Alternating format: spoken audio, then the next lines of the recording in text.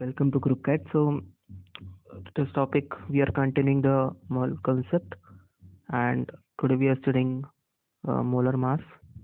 Okay, molar mass, and we represent molar mass as M or MO. Okay, it is a type of representation. So we'll continue. Molar mass is actually the mass of one mole substance. Okay, और one mole substance क्या होते हैं? Avogadro number के बराबर होते हैं, मतलब Na unit particles. ठीक है ना, सबको मालूम है 1 mole equals to Na unit particles, whether it is element और कंपाउंड, कुछ भी हो. ठीक है ना. सो मोलर मास क्या होता है? मास ऑफ 1 मोल सब्सटेंस या फिर mass of Na unit particles. Okay, अब एटॉमिक मास या मॉलिक्यूलर मास बराबर हम लोग सब लोग जानते हैं, ये हम लोग सब लोग जानते हैं कि जो एटॉमिक मास या फिर जो मॉलिक्यूलर मास होता है वो किसके बराबर होता है? मास ऑफ 1 यूनिट पार्टिकल.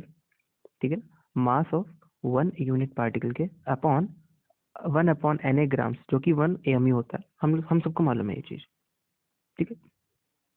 अच्छा, अब आगे बढ़ते हैं.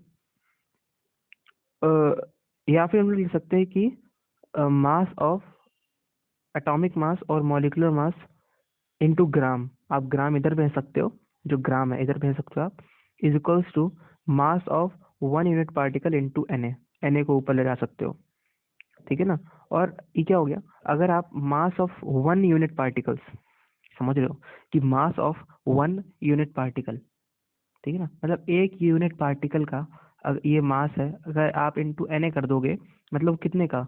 वो Na यूनिट पार्टिकल्स का मास हो जाएगा, जो कि अभी मैं क्या पढ़ा था, Na यूनिट पार्टिकल्स का मास, जो कि मोलर मास होता है. तो मोलर मास किसके बराबर हो गया? एटॉमिक मास या मॉलिक्यूलर मास अगर ग्राम में लिखा है तो वो क्या होगा? वो मोलर मास होगा. या फिर एटॉमिक मास, और हमने एक और भी चीज पढ़ी थी कि जो हमारा एटॉमिक मास है, सपोज एटॉमिक मास है, ठीक है ना, सपोज हमारा एटॉमिक मास है, वो अगर हमारा सपोज AMU में लिखा है, AMU में, तो किसके बराबर हो गया वो? हाँ, तो वो बराबर हो गया हमारा एक्चुअल मास ऑफ 1 एटम. ठीक है ना, वो एक एटम के एक्चुअल मास के बराबर हो गया. ठीक है ना. अगर अगर यहीं पर हम लोग देखें कि एटॉमिक मास जो है हमारा अगर ग्राम में लिखा है तो वो हमारा मोलर मास के बराबर हो गया. ठीक है ना, समझ में आया? अच्छा, ठीक है. तो हम लोग आगे बढ़ते हैं. तो ये बात सबको समझ में आ गई कि एटॉमिक मास या फिर मॉलिक्यूलर मास क्या होता है. एटॉमिक मास या फिर जो मॉलिक्यूलर मास होता है वो अगर वो ग्राम में लिखा है तो वो मोलर मास के बराबर होता है. That is molar mass of a substance is nothing but a atomic mass और मॉलिक्यूलर मास इन ग्राम्स. ठीक है ना. तो molar mass of substance is equals to atomic mass और मॉलिक्यूलर मास इन ग्राम्स. ये लाइन आपको बहुत अच्छे से याद रखनी है, ये वाली लाइन. ठीक है ना, ये इंपॉर्टेंट है, इतना याद रख लो बस.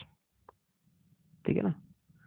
Now for example we have calcium जिसका 40 होता है एटॉमिक मास. ठीक है ना, क्योंकि ये एक एटम है इसलिए बता रहा हूँ. ठीक है. तो 1 Ca atom is equals to 40 AMU. ठीक है ना, 40 AMU, क्योंकि एक Ca एटम का एक्चुअल मास है ये 40 AMU होता है, बट 1 मोल Ca एटम्स का क्या होगा? 40 ग्राम्स.